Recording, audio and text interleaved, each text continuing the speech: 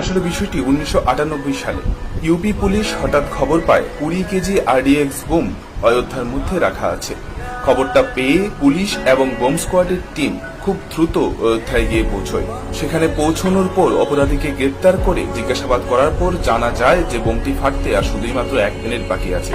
তখনই দেখতে পায় জল ডিসপেন্সারের সাথে বসে একটি বানর তার খাচ্ছে। তারা বুঝতে পারে যে ওই ডিসপেন্সারের মধ্যেই বোমাটি রাখা আছে। ডিসপেন্সারটি খোলার পর তারা দেখতে পায় বোমাটি অলরেডি রিফিউজ হয়ে গেছে। তখন তারা বুঝতে পারে সেই বানরটি বোমাটির তার কেটে বোমাটিকে রিফিউজ করে দিয়েছে। এমনটা বলা হয় যে স্বয়ং হনুমান বানর রূপে এসে অযোধ্যাকে ওই দিন এই বোমা বিস্ফোরণের হাত থেকে রক্ষা করেছিল।